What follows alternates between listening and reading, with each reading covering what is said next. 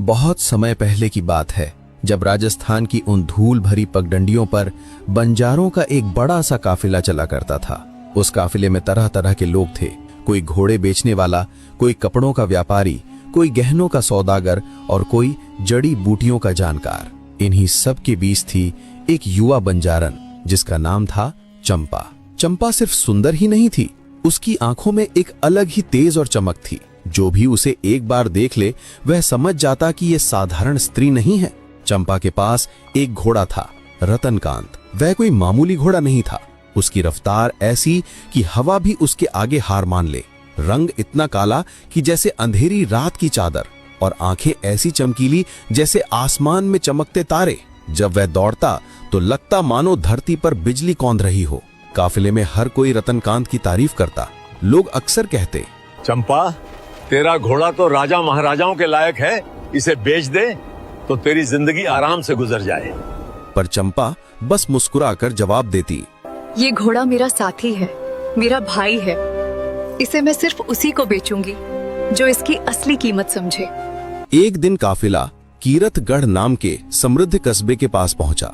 यह कस्बा अपने रंग बिरंगे बाजारों और भव्य हवेलियों के लिए जाना जाता था। कीरतगढ़ का जागीरदार था रघुवीर सिंह, एक ऐसा आदमी जो अपनी दौलत और रुतबे पर बेहद घमंड करता था। उसके पास पहले ही घोड़ों का बड़ा अस्तबल था, पर उसकी लालच कभी खत्म नहीं होती थी। जैसे ही उसे पता चला कि एक बंजारन के पास अद्भुत घोड़ा है, वह अपने कुछ लोगों के साथ काफिले तक पहुंचा। रतनकांत को देखते ही उसकी आंखें चमक उठीं। वह बोला, वाह, क्या घोड़ा है! ऐसा घोड़ा मैंने आज तक नहीं देखा। बंजारन, ये घोड़ा बिकाऊ है क्या? चंपा ने शांत स्वर में कहा, हाँ, पर इसकी कीमत बहुत है। रघुवीर सिंह हंसते हुए बोला, कीमत की चिंता मत कर, मैं कीरतगढ़ का जागीरदार हूँ। बता, कितने चाहिए? चंपा ने थोड़ी सोचकर कहा, 200 सोने के सिक्के। यह सुनकर रघुवीर सिंह हल्की मुस्कान के साथ बोला, ठीक है, पर आज मेरे पास इतने सिक्के नहीं हैं। तू कल सुबह मेरी हवेली में आ जा, मैं पूरे दाम दूंगा और घोड़ा ले लूंगा। चंपा ने थोड़ी झिझक के बाद हामी भर दी। ठीक है जागीरदार साहब, पर सौदा पक्का है ना? रघुवीर सिंह ने आत्मविश्वास से कहा, हाँ हाँ, बिल्कुल पक्का, मेरा वचन है। अगली सुबह चंपा ने रतनकांत को अच्छे से सजाया संवारा और जागीरदार की हवेली की ओर चल पड़ी। रास्ते भर वह सोचती रही कि आज उसे इतनी बड़ी रकम मिलेगी तो वह अपने पूरे काफिले की मदद कर सकेगी। हवेली के दरवाजे पर पहुंचकर उसने पहरेदारों से कहा, मुझे जागीरदार साहब ने बुलाया है, घोड़े का सौदा करना है। पहरेदारों ने अंदर जाकर खबर दी। कुछ देर बाद रघुवीर सिंह बाहर आया, पर अब उसके चेहरे पर कल वाली मीठी मुस्कान बिल्कुल नहीं थी। वह ठंडे लहजे में बोला, कौन हो तुम और यहाँ क्यों आई हो? चंपा चौंक गई। उसने कहा, जागीरदार साहब, मैं वही बंजारन हूँ जिससे आपने कल घोड़े का सौदा किया था। आप भूल गए क्या? रघुवीर सिंह ने अपने दरबारियों की ओर देखते हुए ठंडे स्वर में कहा, कौन सा सौदा? मैंने तो कोई सौदा नहीं किया। और सबूत कहाँ है? तेरे पास कोई गवाह है? कोई लिखित समझौता है? चंपा के पैरों तले जैसे जमीन खिसक गई। उसने हताश होकर कहा, लेकिन आपने खुद वादा किया था। आप मुझे धोखा दे रहे हैं। रघुवीर सिंह हंस पड़ा। धोखा? अरे बंजारन, तू शायद भूल गई है कि मैं कौन हूँ। मैं इस इलाके का जागीरदार हूँ। अगर तू यहाँ हंगामा करेगी तो तुझे और तेरे पूरे काफिले को यहाँ से निकलवा दूंगा। अब चली जा यहाँ से। उसके सिपाहियों ने चंपा को धक्का देकर बाहर निकाल दिया। चंपा हवेली के बाहर आ गई, लेकिन अब उसकी आंखों में आंसू नहीं, आग थी।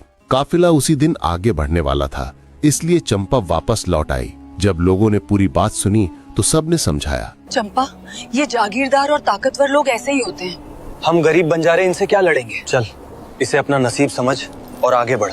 लेकिन चंपा के भीतर कुछ टूटने के बजाय कुछ नया जन्म ले चुका था। उसने मन ही मन प्रण लिया, नहीं, ये अन्याय ऐसे ही नहीं जाएगा। जिस चालाकी से जागीरदार ने मुझे ठगा है, मैं उसे उसी की भाषा में जवाब दूंगी। उसे ऐसा सबक मिलेगा कि जिंदगी भर याद रखेगा। उस रात जब पूरा काफिला सो चुका था, चंपा अपने तंबू में अकेली बैठी सोच रही थी। उसके मन में तूफान मचा था। वो जानती थी कि सीधे लड़ाई करने से उसके पास न ताकत है न गवाह। पर चंपा सिर्फ सुंदर नहीं, बहुत तेज दिमाग वाली भी थी।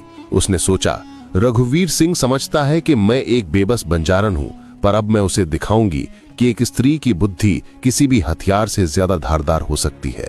रात भर जागकर उसने एक योजना तैयार की। अगली सुबह उसने काफिले के एक बूढ़े व्यापारी से कहा, काका, मुझे कीरतगढ़ में कुछ दिन रुकना है। आप लोग आगे बढ़ जाइए, मैं बाद में आ जाऊंगी। बूढ़े व्यापारी ने चिंता से पूछा, बेटी, तू अकेली वहाँ क्या करेगी? वो जागीरदार बड़ा खतरनाक आदमी है। चंपा हल्का मुस्कुराई। चिंता मत कीजिए, मुझे पता है मैं क्या कर रही हूँ, बस मेरे लिए दुआ कीजिए। काफिला आगे बढ़ गया और चंपा अकेली कीरतगढ़ के पास एक छोटे से सराय में ठहर गई। अब उसने अपनी योजना पर काम शुरू किया। सबसे पहले उसने अपना पूरा रूप रंग बदल दिया। उसने साधारण बंजारन वाले कपड़े उतारे और एक सुंदर रेशमी साड़ी पहनी। अपने बाल संवारे, उनमें गजरा लगाया, माथे पर बड़ी बिंदी लगाई, हाथों में चमकते कंगन पहने। अब वो किसी बंजारन जैसी नहीं, बल्कि किसी रईस घर की बेटी जैसी लग रही थी। पर सिर्फ रूप बदलना काफी नहीं था, उसे महल में बिना शक उठाए प्रवेश करना था। उसने सराय के मालिक से कीरतगढ़ और जागीरदार के बारे में कई बातें पूछी। भाई साहब, यहाँ के जागीरदार रघुवीर सिंह, उन्हें क्या पसंद है? सराय का मालिक बोला, अरे बहन जी, उन्हें संगीत और नृत्य का बहुत शौक है। हर महीने हवेली में बड़ी महफिल सजती है, गायक नर्तकियां बुलाता है। ये सुनते ही चंपा की आंखों में चमक आ गई। यही रास्ता था। चंपा को बचपन से गाना बजाना आता था। रात को काफिले के लोग आग के पास बैठते तो उसकी मधुर आवाज सुनकर हर कोई मंत्रमुग्ध हो जाता था। अब उसने तय कर लिया, यही कला उसका हथियार बनेगी। अगले दिन अपने नए रूप में वो कीरतगढ़ की गलियों में घूमने लगी। उसने बाजार से कुछ वाद्य खरीदे और शहर के लोगों से पता लगाया कि जागीरदार की अगली महफिल कब होने वाली है। एक बूढ़ी औरत ने बताया, बेटी, अगले हफ्ते पूर्णिमा की रात जागीरदार की हवेली में बड़ी महफिल होने वाली है। वहाँ दूर दूर से कलाकार आएंगे। ये सुनकर चंपा ने मन ही मन मुस्कुरा दी। अच्छा, तो अब मुझे भी उसी महफिल में पहुंचना होगा, उसने सोचा। अगले कुछ दिन उसने तैयारी में बिताए। उसने अपने गायन का अभ्यास किया और ऐसे गीत चुने जो राजस्थान की लोक संस्कृति से जुड़े थे। साथ ही उसने अपने दिमाग में एक चालाक योजना भी गढ़ ली थी। वो जानती थी कि सिर्फ गाने से काम नहीं चलेगा, उसे जागीरदार को उसी के खेल में फंसाना होगा। आखिर वो पूर्णिमा की रात आ ही गई। चंपा ने खुद को बेहद सुंदर तरीके से सजाया और फिर जागीरदार की हवेली के मुख्य द्वार पर पहुंची। पहरेदारों ने रोका। तुम कौन हो? चंपा ने बड़े आत्मविश्वास से जवाब दिया, मैं जयपुर से आई हूँ, एक गायिका हूँ। सुना है आज यहाँ बड़ी महफिल है, मैं जागीरदार साहब के सामने अपनी कला पेश करना चाहती हूँ। उसका रूप, उसका आत्मविश्वास और उसकी बोलने की शैली देखकर पहरेदारों ने बिना शक किए उसे अंदर जाने दिया। अंदर महफिल अपने पूरे शबाब पर थी। बड़े बड़े दरबारी, व्यापारी और कलाकार बैठे थे। बीच में ऊंचे सिंहासन पर झुककर बैठा था रघुवीर सिंह, अपनी ही शान और अहंकार में डूबा हुआ। चंपा धीरे धीरे महफिल के कोने में जाकर बैठ गई। उसने अपना ओढ़ना इस तरह चेहरे पर रखा कि कोई उसे पहचान न सके। कुछ देर तक वो चुपचाप महफिल को देखती रही। जब कुछ गायक और नर्तक अपनी प्रस्तुति देकर लौटे और जागीरदार ने उन्हें इनाम दिए, तभी उसने घोषणा की, क्या कोई और है जो अपनी कला दिखाना चाहता है? चंपा ने यही क्षण पकड़ा। वो धीरे से उठी, ओढ़नी का पल्ला हटाया और आगे बढ़ी। जैसे ही लोगों की नजर उस पर पड़ी, महफिल में एक पल का सन्नाटा छा गया। उसकी खूबसूरती, उसकी आंखों में झलकता आत्मविश्वास सबको हैरान कर रहा था। रघुवीर सिंह ने आश्चर्य से पूछा, तुम कौन हो सुंदरी? चंपा मुस्कुराई। मैं दूर से आई एक यात्री हूँ जो बुद्धि और कला का सौदा करती है। उसका परिचय सुनकर दरबारी भी हैरान रह गए। ऐसा जवाब उन्होंने पहले कभी नहीं सुना था।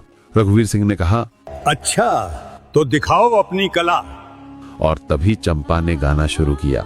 उसकी आवाज इतनी मधुर थी कि पूरी महफिल मंत्रमुग्ध हो गई। उसके गीत सिर्फ सुंदर ही नहीं, उनमें गहरे अर्थ भी छिपे थे जो सीधे दिल तक उतरते थे। जब उसका गीत खत्म हुआ, पूरी महफिल तालियों से गूंज उठी। जागीरदार ने प्रसन्न होकर कहा, वाह, क्या गायकी है। बताओ, तुम्हें क्या इनाम चाहिए? चंपा ने शांत होकर कहा, जागीरदार साहब, मुझे धन की नहीं, एक चुनौती की तलाश है। सुना है कि आप बड़े बुद्धिमान हैं। क्या आप मेरे साथ एक बुद्धि का खेल खेलेंगे? यह सुनकर रघुवीर सिंह के चेहरे पर घमंड फैल गया। वो बोला, बुद्धि का खेल? मुझसे प्रतियोगिता? ठीक है, मैं तैयार हूँ। और इस तरह चंपा ने अपनी योजना का पहला कदम पूरी तरह सफल कर लिया। अब असली खेल शुरू होने वाला था, एक ऐसा खेल जिसकी जीत की नींव चंपा पहले ही रख चुकी थी। महफिल में सन्नाटा फैल गया। सब उत्सुकता से देखने लगे कि आगे क्या होगा। रघुवीर सिंह थोड़ा आगे झुकते हुए बोला, तो बताओ सुंदरी, क्या खेलना चाहती हो? चंपा ने शांत स्वर में कहा, जागीरदार साहब, ये खेल पहेलियों का होगा। आप मुझसे एक पहेली पूछिए और मैं आपसे एक। जो हारेगा उसे दूसरे की एक शर्त माननी पड़ेगी। रघुवीर सिंह ने अपने दरबारियों की ओर देखा और ठहाका लगाया। ठीक है, लेकिन याद रखना, मैंने आज तक कोई पहेली नहीं हारी। चंपा बोली, तो फिर आप ही पहले पूछिए। जागीरदार ने एक कठिन पहेली सुनाई। सुनो, वो क्या है जो सुबह 4 पैरों से चलता है, दोपहर में 2 पैरों से और शाम को 3 पैरों से? दरबार के कुछ लोग सोच में पड़ गए, लेकिन चंपा ने बिना एक पल गंवाए उत्तर दिया। ये बहुत आसान है जागीरदार साहब, ये मनुष्य का जीवन है। बचपन में वो हाथ पैरों के बल चलता है, जवानी में 2 पैरों पर और बुढ़ापे में छड़ी के सहारे 3 पैरों की तरह। ये सुनते ही महफिल तालियों से गूंज उठी। रघुवीर सिंह थोड़ा चौंका पर घमंड बनाए रखते हुए बोला, अच्छा, तुम तेज दिमाग की हो, अब तुम्हारी बारी है। चंपा ने गहरी सांस ली।